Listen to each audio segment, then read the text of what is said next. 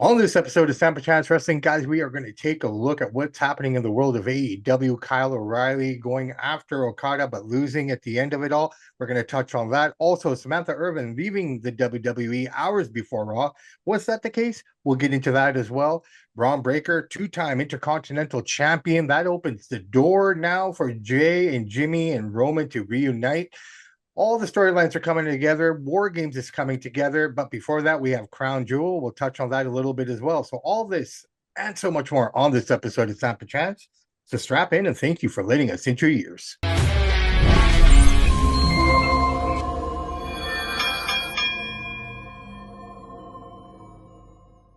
Hey, everybody. Welcome back to another episode of Samp&Chance Wrestling. We're off the heels of Monday Night Raw.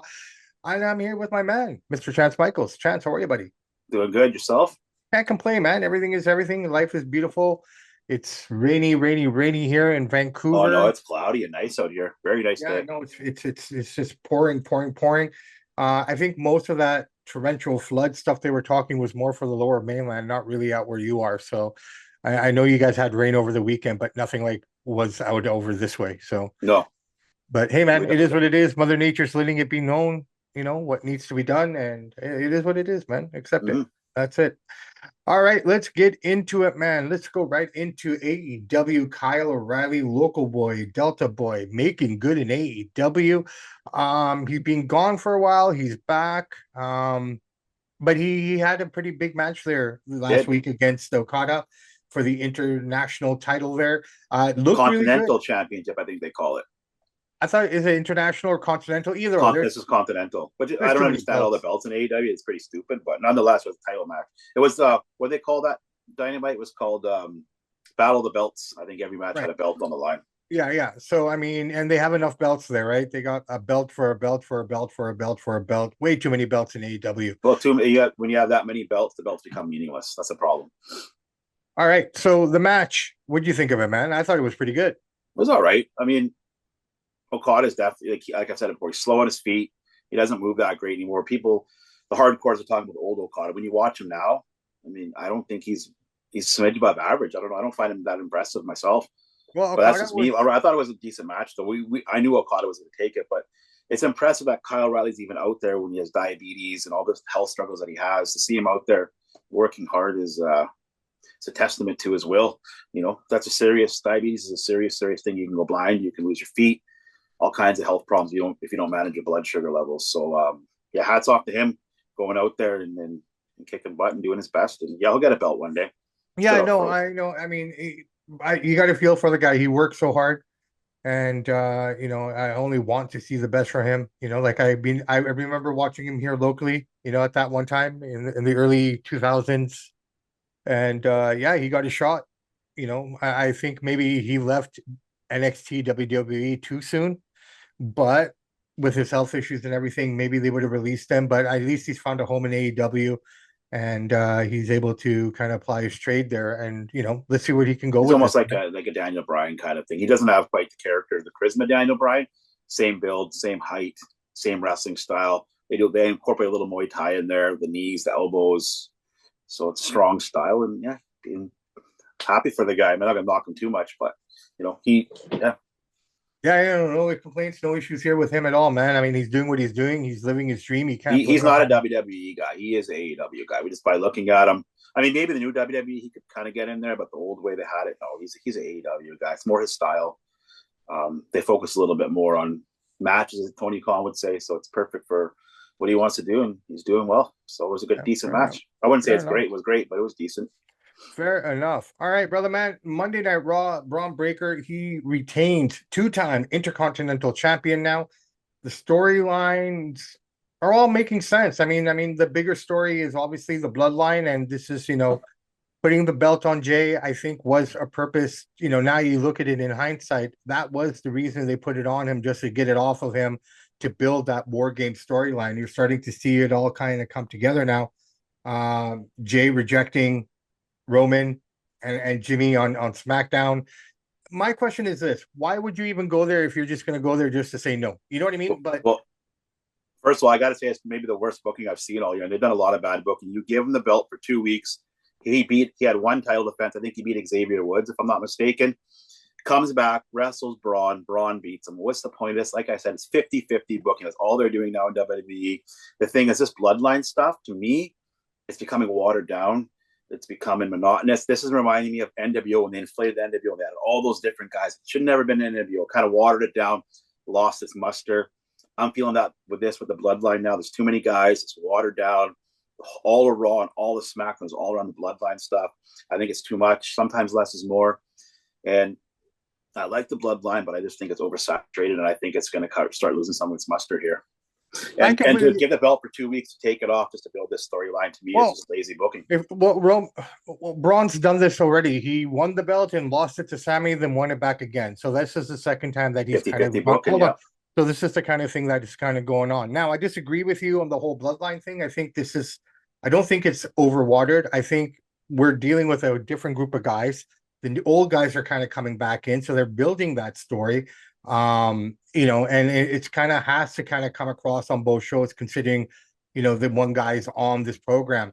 I like what they're doing myself personally. I think I have no problem with it by putting the title on him. How are you going to get him to finally accept the fact that Solo and those guys, he needs to join back with Roman? Because, up until that point, he didn't have a reason to, he didn't want to.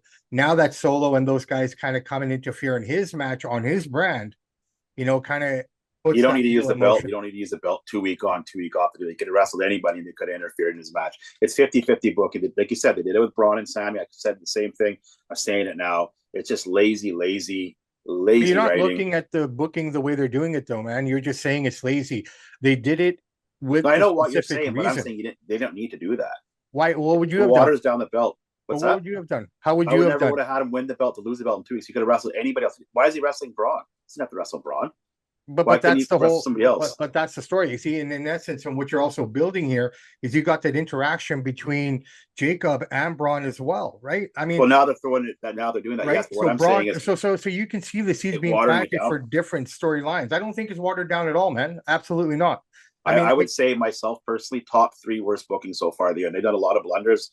2 weeks on, 2 weeks off. You've already did the same. You're recycling the booking. You just did that with Sammy and Braun. Why are you doing it with Jay and Braun? They got to think they're not creative. I don't know. I disagree. I will disagree with you on that one, my friend. Fair enough. But like I said, I see where it's all going. I mean, you got to think about it. They're putting layers upon this, right? I mean, if you see what happened last night, you can see. Anyways, I can see it from the story perspective of what they're trying to create. I know what they're trying to do. It doesn't make it good though. Well, you can watch a band in the bar try to sing Guns N' Roses. Doesn't mean it's good. Same thing, right? I get what they're trying to do. I get it, but people like it. 50 lazy booking in my. Well, people are buying it. People like it. I mean, for most of the people. Oh, they got their hardcore fans. I ain't denying that. They have their niche base that will do. Like I said, they could put a monkey in the ring and he could talk, and they'd say Triple H found the best monkey they've ever found in North America. No matter what they do, it's just the way it is, right? The hardcore fans love what they're doing, and if that's the case, good for them. Yeah, well, that's who they have to appeal to, right? I mean, ultimately, they got to appeal to the masses. Well, you see the masses, but last night was 1.5 million. The week prior was 1.3 million. Those aren't great numbers. They're going up against football. They're going up against a bunch of different things, right? So I mean, that's just the way it is. But it never used to be that way. That's yes, what I'm saying. It used to always be that way. No, it didn't. Dude, I told you before. Listen, hold on. Monday Night Football, dude, for years. Yeah, okay. When Monday Night Football was shit, yeah. No, it never was. No, yes, it was. Dude, you got to go back and do some research here, man, because there was a time where the NFL was horrible. They weren't getting the numbers. Everything was down in the dumps. It started to pick up. Absolutely. NFL's always been a good product. No. You go back and take a look. I promise you. You look. So then, back, if that's your logic, then WWE's down in the dumps because the NFL's kicking its butt. Well, so no, which NFL, way is it? You got. We always have the same argument here, my friend. Yeah, but I'm just going by what the numbers tell me. The numbers 10-1. NFL is better than Raw. That's what the people say. That's going by the numbers. 10 million to 1.3 million says that's a better product. Bottom line, whatever we like or not doesn't matter. The numbers tell you that. No, that's fine. And I'm not disagreeing with numbers, but you also have to look at the time period that we're in comparably. I mean, you got to there's so many I know, but I get that. What I'm saying is they got to make new fans. They appeal to their hardcore fans. The guys, what I call the wrestling bubble. Right, the hardcore fans will like anything you put out there, and if you poke at that bubble, they get pissed off. Okay, but one can argue that you're in your own wrestling bubble with all those other people. I just go by the numbers. I'm just going by the numbers. The numbers say I get that. football's better than wrestling. I see what you're saying. I'm not disagreeing with you, but you always just keep coming back with that because one I because point. because what I'm saying is they're not growing their audience. They're stagnating The it audience is on growing. How Raw can you say it's not growing? because I'm going by the numbers. Look at the Yeah, but that's pull up just the in North ratings. America. We Post the have to look at ratings. globally. But I'm only focusing on where we live. I'm not going to worry what they do in England or Japan. North America, 1.5 million watch Raw out of 400 million people. That's a very, very small minority of people watching wrestling. Yeah, but how many? That's 400 million people in America only, right? Like No, I'm taking 450. the 40 million from Canada, the 360 from America, combining it as North America. Not even counting Mexico. Okay, Canada and America gets but 1.5 million not people everyone watch Raw. watches football. Not everybody watches But baseball. They but have their own they markets, still right? watch more though. Yeah, but wrestling is this thing. It's as well. You're also competing against the internet. You're I'll also tell you, competing against but other that's so forms is of everybody else. combat. So is everybody else. They're still doing better numbers in Raw. So everybody else is competing at the same stuff. They're putting out a better product. People, the average person that's an average casual fan looks at Raw and says, "This is kind of crappy." It's little guys flipping around and stuff. People aren't invested in that. When The Rock left, they lost 300, 400, Who do you 500,000 expect to be people. invested? Wrestling is for just a different demographic now. It appeals to different people, right?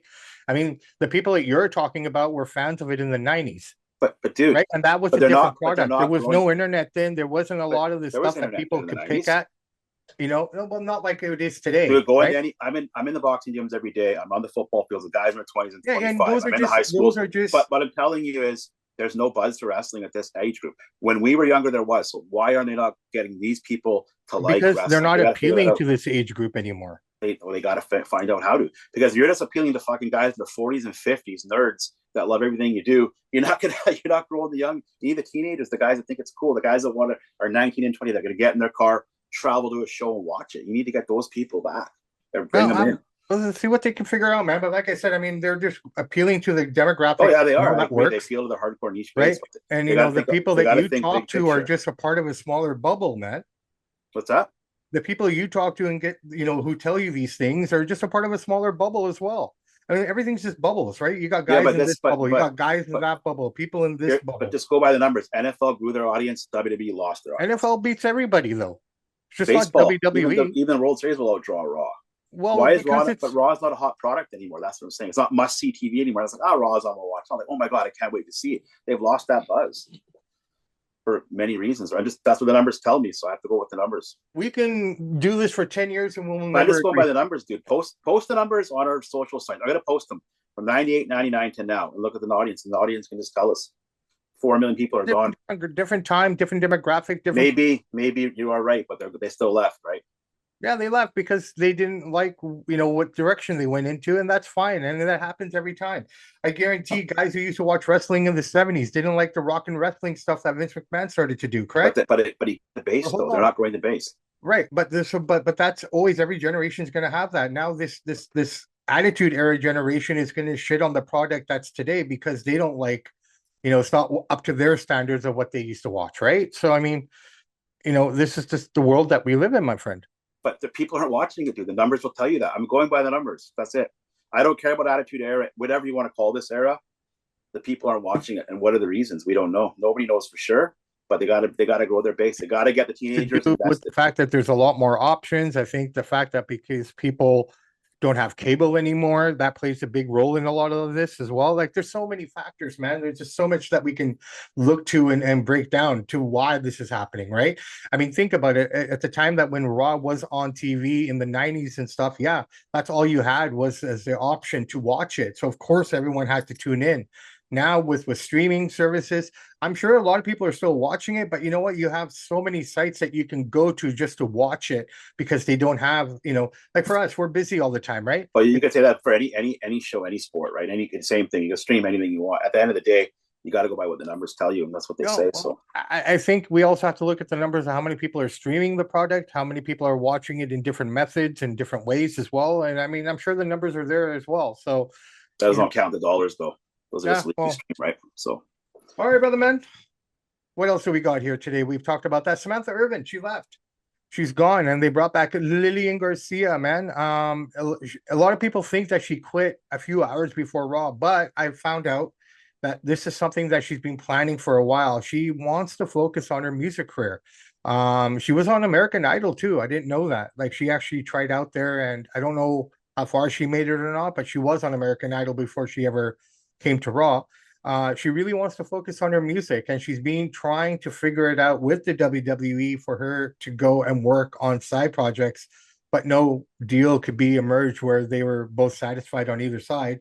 So she decided that she'd pull the trigger and take the leap of faith and bet on herself, man. So she didn't quit on the spot. It's something that they had planned. And if she quit on the spot, I don't think Lillian would have been there ready to go, sort of a deal. So, they just kind of announced it right off the bat to kind of like, well, who's going to be the ring announcer, sort of a deal. I can see it from that perspective. But yeah, best of luck to her, man. I'm going to miss her. I thought she was fun. She was really good. She put her own spin on it. I thought she was this next generation's Lillian Garcia. But Lillian's back. She's already flubbed up once already, typical Lillian style. Very first thing that she called it wrong. So, yeah. She was good at her job span there, but the internet keeps making a bigger deal of it than it is. Part of the reason she left is Ricochet's gone. She's not traveling with her husband anymore, or boyfriend, whatever he is.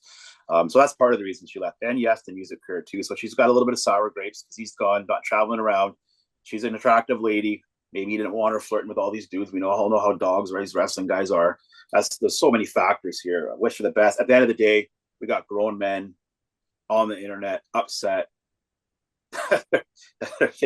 You can't make this stuff up. She's good at what she does. I hope she has a successful career. She's definitely better than Lillian Garcia. So good for her. And she'll be back one day. She left on good terms. She'll be back. We'll see. Well, I'm kind of looking forward now that Lillian's back. I can't wait for The Rock to come back because their interactions are always fun. So let's see, how that plays out. I'm going to give Lillian a few episodes here to get her bearings back. And the odds are that Samantha's music career will never take off. Probably not. It's hard to make it that big. I mean, she might have a decent career name. She's got money. Her husband has money. Ricochet, they're well off, so it's not like she has to be at work. I think that WWE rub will help her a lot, and maybe she'll be able to get at least, hopefully, one successful album off the ground, a single or something to get her started, and see where it goes. Well, the bar's set pretty low because who's the only other artist that's a former wrestler? I know she's not a wrestler. Was it Chris Jericho? Who else does this? I mean, if you listen to him sing, so she can only do better than that. So, well, no, she's a good singer. I mean, you know what? I mean, respect to her for coming out of that comfort zone into something that she could have stayed in for the next 5 to 10 years. She could have had this job, They got lots of money, dude. They're well set. They got lots of money. They're set. No, it's not about money. It's just, respect to her for taking that risk. But what I'm saying is she didn't have that bank account. She wouldn't have left. She's financially set. Ricochet set. Maybe it helps. Maybe it helps make the decision, but still, you're walking away from a guaranteed thing to better yourself and follow your dreams, right? I mean, you can't shit on anyone for that. But people are losing their minds over this. Like, holy cow, guys, chill out. This wrestling. It is what it is, man. Characters, man. It is what it is. So that's what people tune into. They like her voice, right? No, I know, but like they're getting emotional about it. Like, Jesus, guys, this is. It's like watching a show. You're taking it a little bit too far. She's good at what she does. I give her credit, but grown men, 30, 40, 50 years old, losing their minds on the internet because their favorite announcers, like, grow up, guys. Come on, go for a walk. Chill out. It's the world we live in, my friend. It's the world we live in.